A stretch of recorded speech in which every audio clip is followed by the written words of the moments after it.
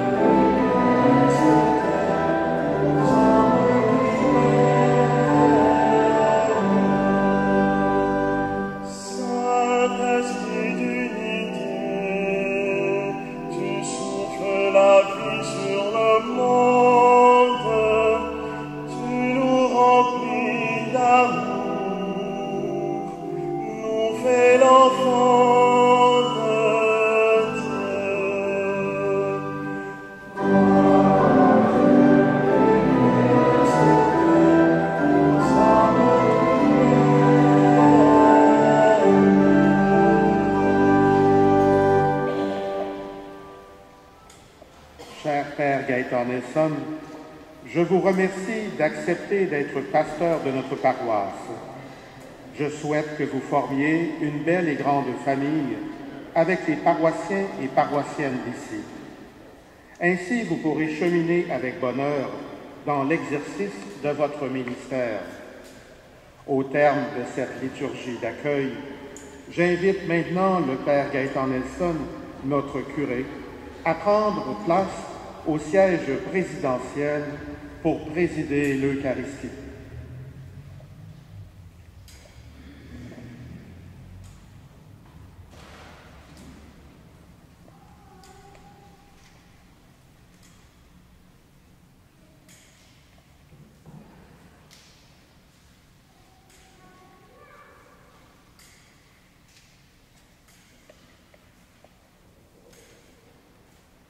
Alors, frères et sœurs, nous allons débuter cette célébration de l'Eucharistie en traçant sur nous le signe de la croix, qui est le signe des chrétiens et des chrétiennes. Au nom du Père et du Fils et du Saint-Esprit. Amen. En ce dimanche, nous sommes invités à la réflexion.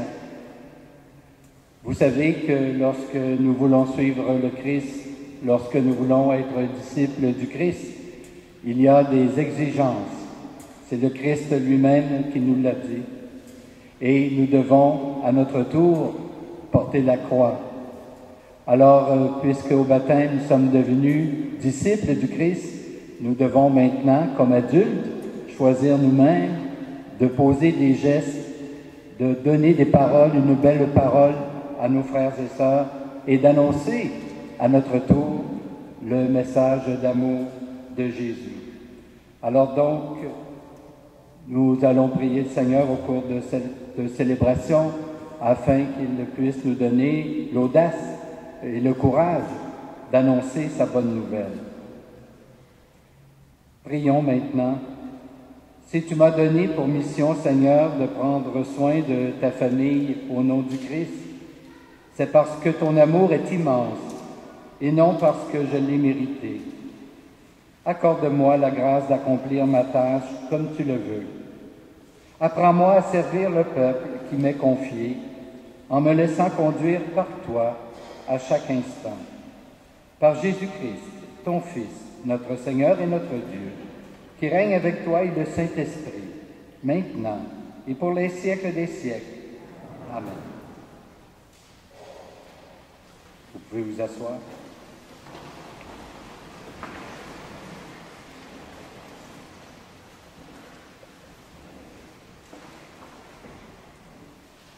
Lecture du livre de la sagesse. Quel homme peut découvrir les intentions de Dieu? Qui peut comprendre les volontés du Seigneur?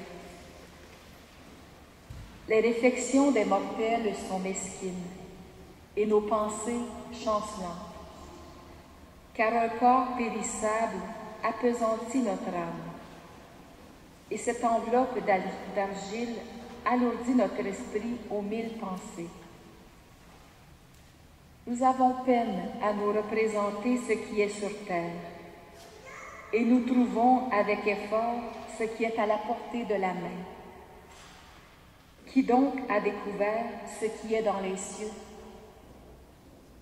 Et qui aurait connu ta volonté si tu n'avais pas donné la sagesse et envoyé d'en haut ton Esprit Saint? C'est ainsi que les chemins des habitants de la terre sont devenus droits. C'est ainsi que les hommes ont appris ce qui te plaît et par la sagesse ont été sauvés. Parole du Seigneur.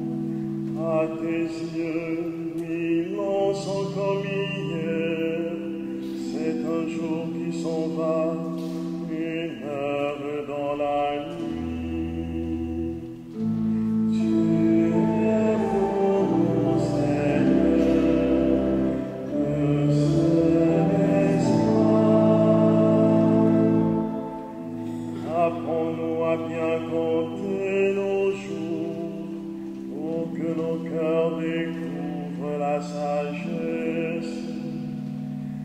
Reviens, Seigneur, pourquoi tarder?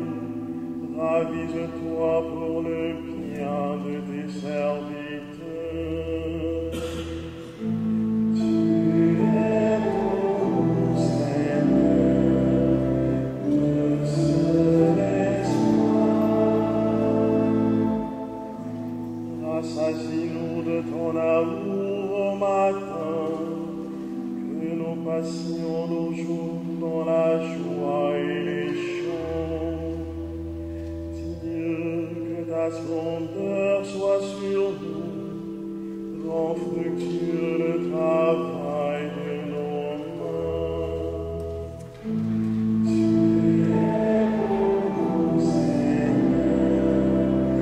le seul espoir.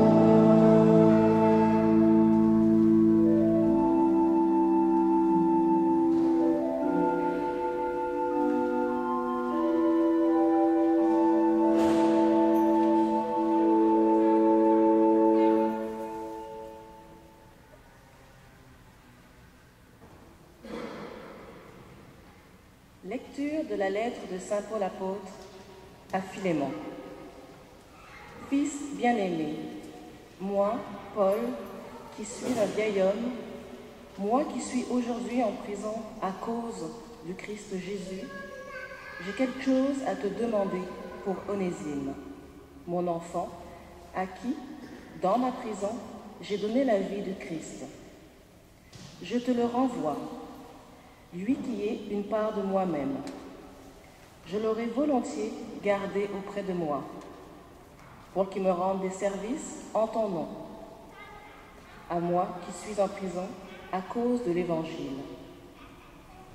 Mais je n'ai rien voulu faire sans ton accord, pour que tu accomplisses librement ce qui est bien, sans y être plus ou moins forcé. S'il a été éloigné de toi pendant quelque temps, c'est peut-être pour que tu le retrouves définitivement, non plus comme un esclave, mais bien mieux qu'un esclave, comme un frère bien-aimé. Il l'est vraiment pour moi. Il le sera plus encore pour toi, aussi bien humainement que dans le Seigneur. Donc, si tu penses être en communion avec moi, accueille-le comme si c'était moi. Parole du Seigneur.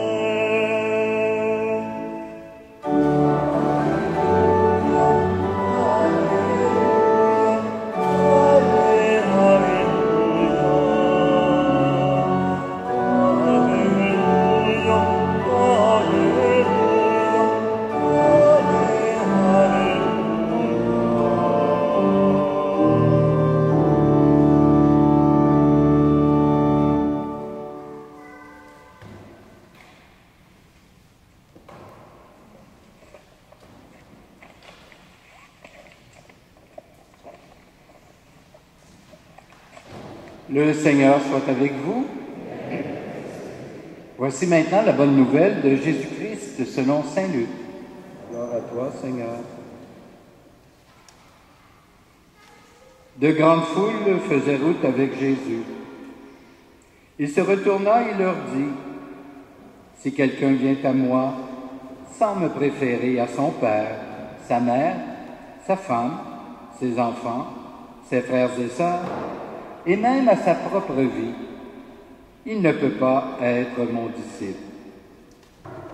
Celui qui ne porte pas sa croix, pour marcher derrière moi, ne peut pas être mon disciple. Quel est celui d'entre vous qui veut bâtir une tour et qui ne commence pas par s'asseoir pour calculer la dépense et voir s'il a de quoi aller jusqu'au bout? Car s'il pose les fondations et il ne peut pas achever, tous ceux qui le verront se moqueront de lui. Voilà un homme qui commence à bâtir et qui ne peut pas achever. Et quel est le roi qui part en guerre contre un autre roi et qui ne commence pas par s'asseoir pour voir s'il peut, avec 10 000 hommes, affronter l'autre qui vient l'attaquer avec 20 000? S'il ne le peut pas, il envoie, pendant que l'autre est encore loin, une délégation pour demander la paix. De même, celui d'entre vous qui ne renonce pas à tous ses biens ne peut pas être mon disciple. Acclamons la parole de Dieu. Louange à toi, Seigneur.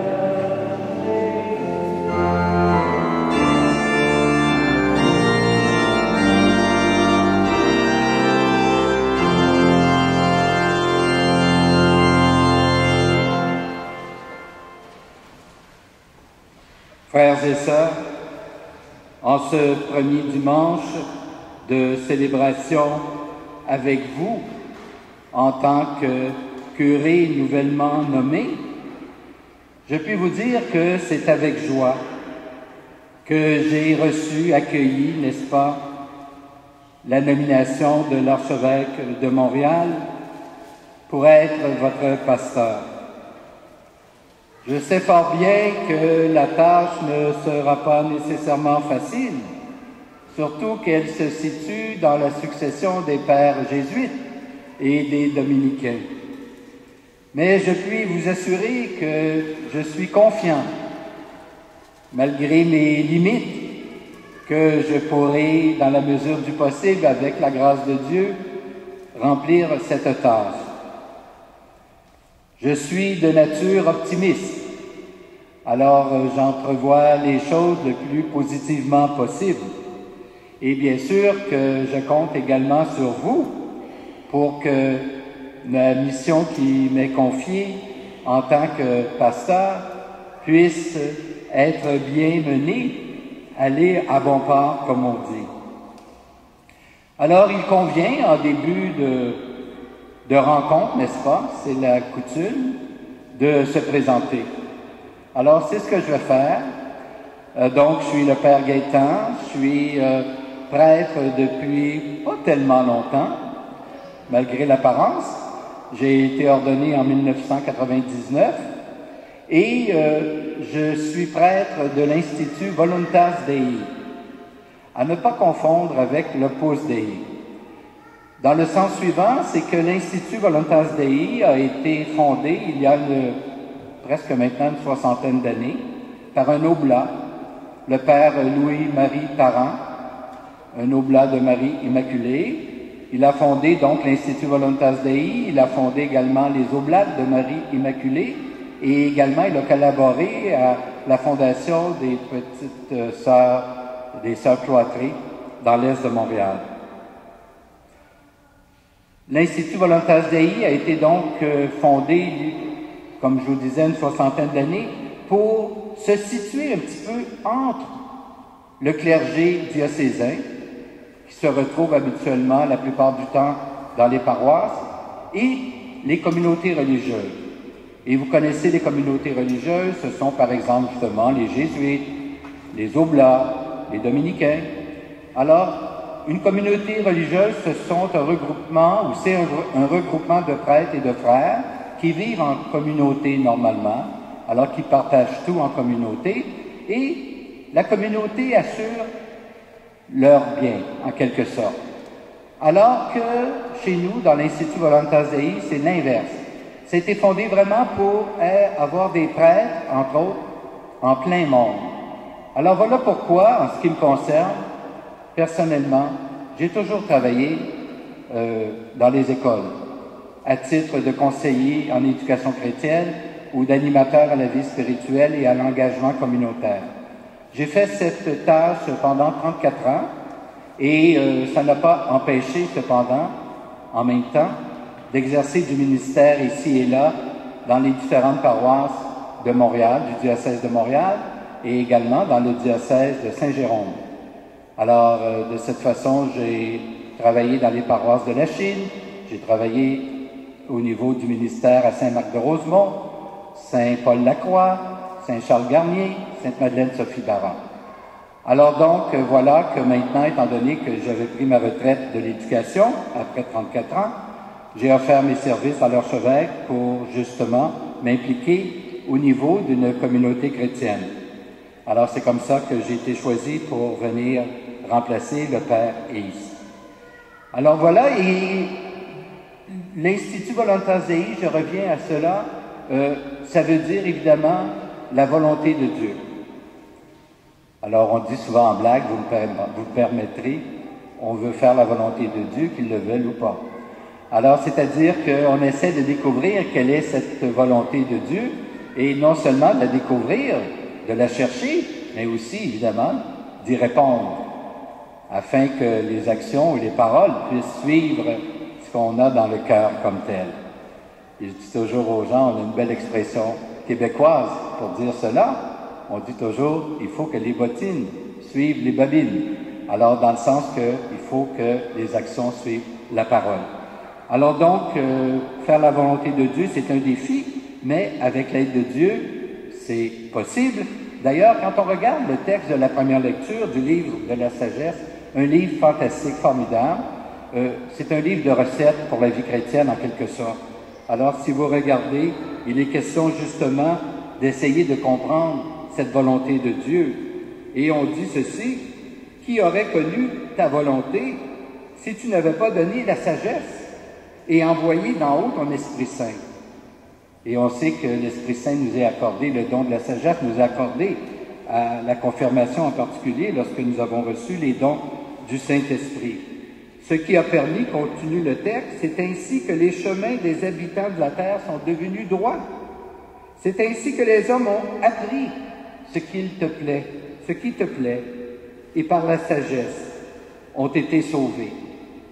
Alors voilà donc, je dirais, la recette du jour, et je vous invite beaucoup à méditer ce livre de la sagesse afin de découvrir à votre tour quelle est la volonté de Dieu dans votre vie. La volonté de Dieu, ce n'est pas seulement quelque chose qui s'adresse aux prêtres, mais qui s'adresse à tout être humain, à tout chrétien, chrétienne qui veut vraiment être disciple du Christ. Et vous savez que c'est à notre baptême qu'on est fait enfant de Dieu, et ce sont habituellement, pour les gens de mon âge qui sont ici présents et plus, ce sont des gens ce sont des parents qui ont répondu pour l'enfant, pour nous, à notre baptême.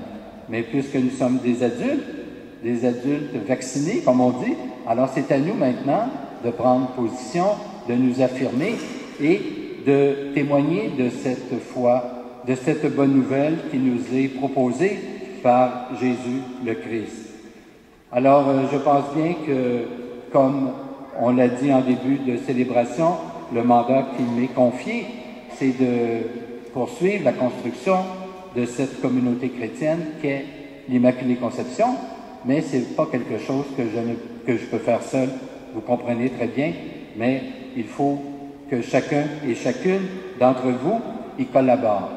Et quand on regarde de quoi est fait une communauté chrétienne, on dit toujours il y a 4 éléments importants qu'on ne peut pas négliger, qu'on ne peut pas éviter. C'est celui de l'enseignement, donc de connaître quel est Dieu, quel est Jésus, qui est-il, quelle est cette personne et quel est son message également. Il y a aussi l'élément de la fraternité. Il nous faut fraterniser ensemble comme des frères et sœurs, de se préoccuper les uns des autres. Parce que je dis toujours, souvent on entend dire la foi c'est quelque chose de privé. C'est un non-sens. La foi c'est essentiellement quelque chose de communautaire. D'ailleurs, religion ça veut dire relier, donc relier entre nous. Comment peut-on vivre sa religion, sa foi dans le garde-robe? C'est impossible. parce qu'à ce moment-là, on est coupé des autres. Et une des tâches d'une communauté chrétienne, c'est de se préoccuper les uns des autres. Alors, il y a l'élément de la célébration, comme nous faisons ce matin, donc le culte également, qui est fort important, et possiblement d'autres types de célébrations. Et finalement, l'engagement. Et j'en arrive là-dessus, je termine là-dessus d'ailleurs. Vous êtes invités à partir d'aujourd'hui, et sûrement que nous verrons un de ces dimanches pour faire un dimanche spécial de l'engagement, parce que déjà, il y a des gens qui sont fort impliqués dans la paroisse. J'ai constaté ça. Il y a beaucoup d'organismes sociaux qui sont dans cette paroisse. Je pense qu'on m'a dit qu'il y en avait 19. C'est quand même pas rien. Et la préoccupation sociale de l'Église, de la communauté chrétienne, c'est quelque chose d'incontournable également. Alors donc, vous serez appelés parce qu'on a tous des qualités, on a tous des talents. Alors vous serez appelés, vous serez invités à mettre vos talents, vos qualités au service de cette communauté, et c'est ce qui va faire le dynamisme de la communauté d'Immaculée Conception, et ce qui va faire également que lorsque les autres nous regarderont, nous verront vivre, ils auront le goût de se joindre à nous. Amen.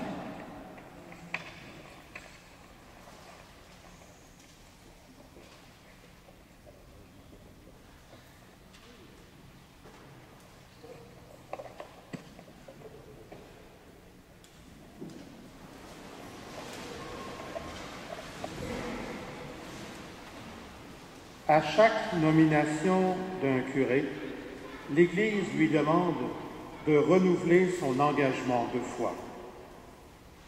Je l'invite donc à proclamer la foi de l'Église catholique et j'invite aussi toute l'Assemblée à s'associer à lui. Par conséquent, après chaque question, je vous invite à répondre avec le Père Gaëtan, nous croyons. Croyez-vous en Dieu, le Père Tout-Puissant, Créateur du ciel et de la terre? Nous croyons. Croyez-vous en Jésus-Christ, son Fils unique, notre Seigneur, qui est né de la Vierge Marie, a souffert sa passion, a été enseveli, est ressuscité d'entre les morts et qui est assis à la droite du Père? Nous croyons. Croyez-vous en l'Esprit Saint, à la Sainte Église catholique, à la communion des saints, au pardon des péchés, à la résurrection de la chair et à la vie éternelle? Nous croyons. Telle est notre foi. Telle est la foi de l'Église que nous sommes fiers de proclamer dans le Christ, Jésus, notre Seigneur.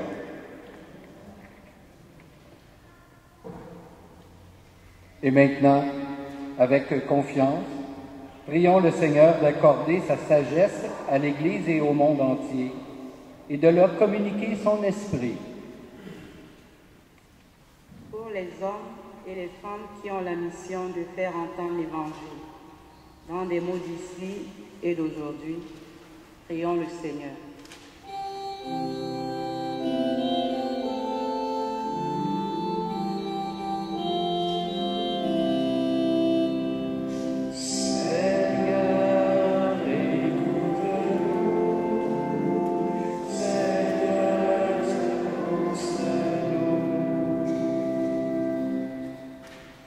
Tous ceux et celles qui sont devant un appel et un choix de vie acceptent de marcher à la suite de Jésus. Prions le Seigneur. Seigneur, écoute-nous. Seigneur, exauce-nous. Pour notre évêque Christian et pour l'abbé Gaëtan Nelson, notre nouveau pasteur que nous accueillons aujourd'hui, et pour tous les prêtres de notre diocèse, prions le Seigneur. Seigneur, écoute-nous. Seigneur, exauce-nous. Pour chacun et chacune de nous qui formons la communauté, qui nous exerçons à vivre l'accueil et la communion entre nous, sous sous l'action de l'Esprit, prions le Seigneur. Seigneur, écoute-nous. Seigneur, exauce-nous.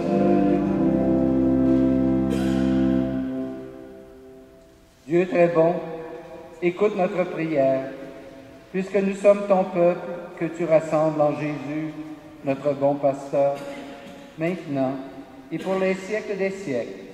Amen.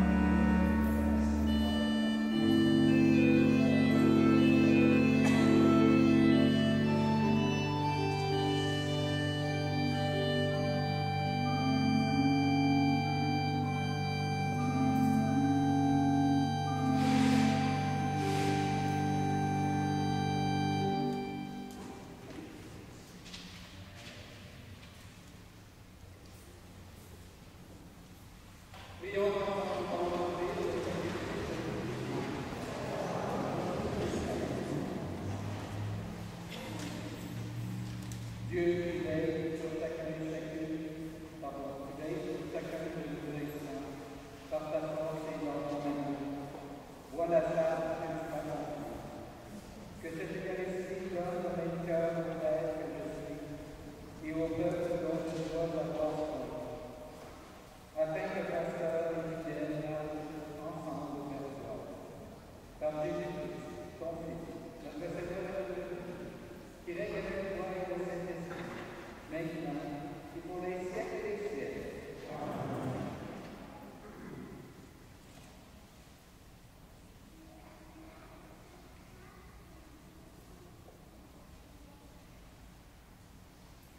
Le Seigneur est avec vous. Et le bon de cœur. Encore, Seigneur notre Dieu.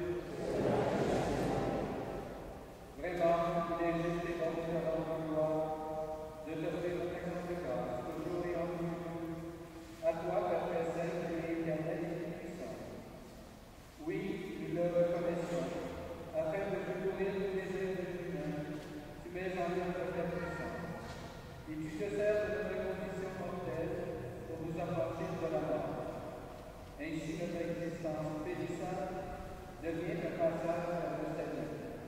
Par le Christ, notre Seigneur.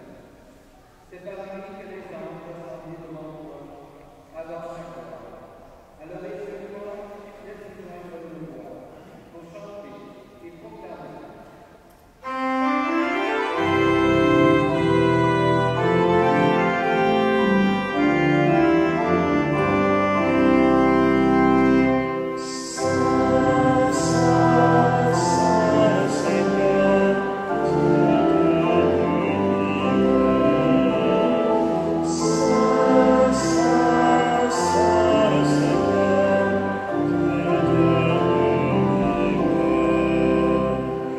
Seigneur.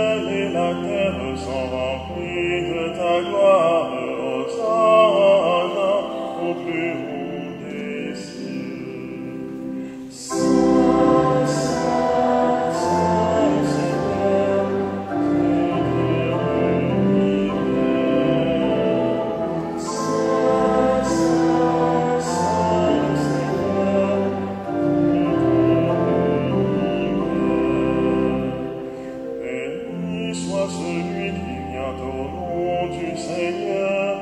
Hosanna au plus haut des cieux. Saint, Saint, Saint Seigneur, Dieu de l'univers.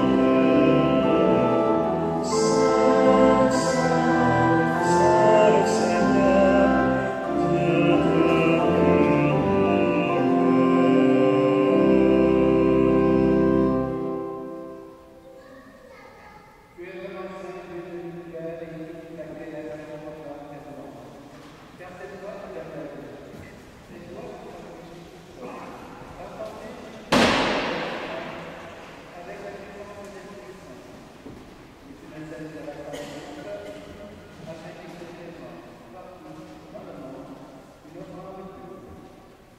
C'est pourquoi nous te supplions de consacrer ton âme de ta fonction à ta parole.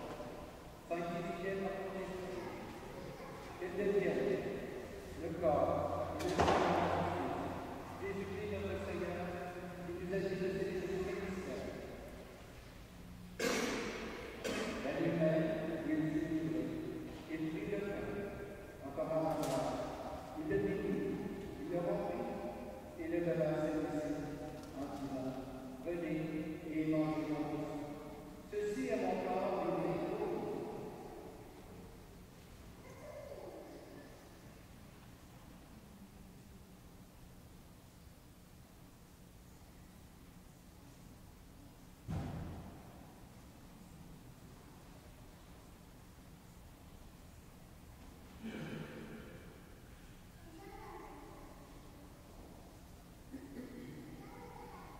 De même, à la fin de repas, il prit la coupe, en donnant la grâce, il la bénit. Il la donna à ses disciples en disant: venez et buvez-en tous, car ceci est la coupe de mon sang, le sang de l'alliance nouvelle et éternelle. Et il sera versé pour vous et pour la multitude en l'émission de Dieu. Vous ferez cela en mémoire de moi.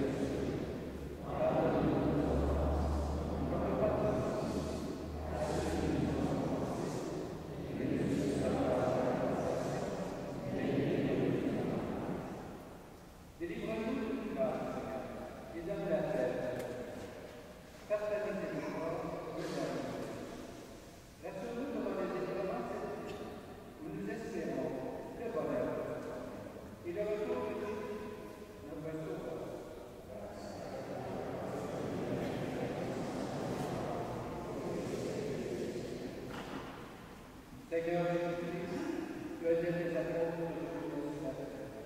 Je vous donne la paix. Ne regarde pas vos péchés, mais plutôt la volonté de Dieu.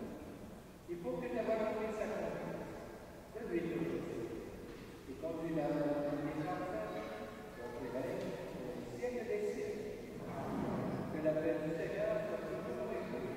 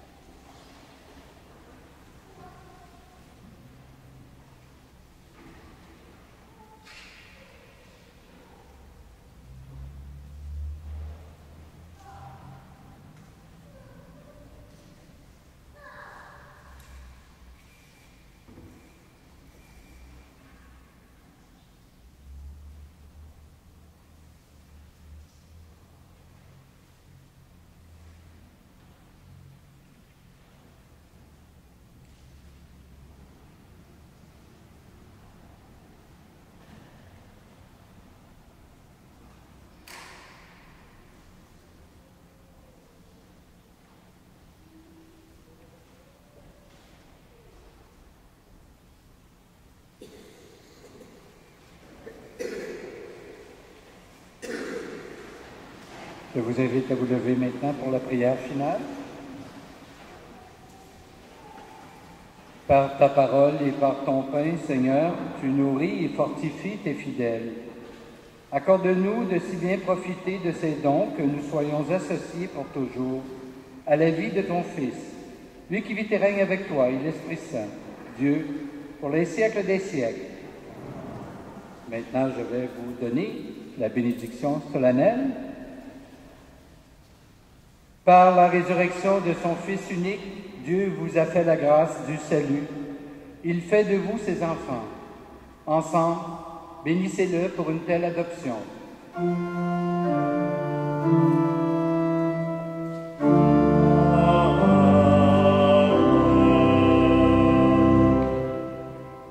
En vous reprenant ainsi dans son Fils, il vous a offert sa propre liberté, qu'il vous donne part à sa vie éternelle.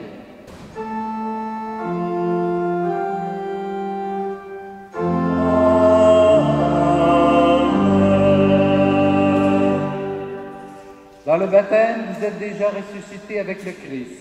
Vivez dès maintenant en enfants du royaume.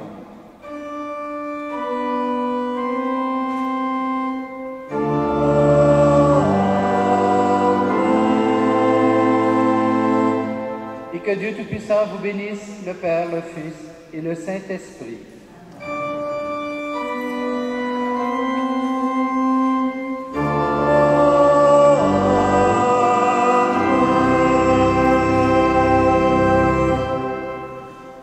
Alors, je vous souhaite un bon dimanche, une belle semaine. J'espère que nous pourrons se connaître davantage peu à peu.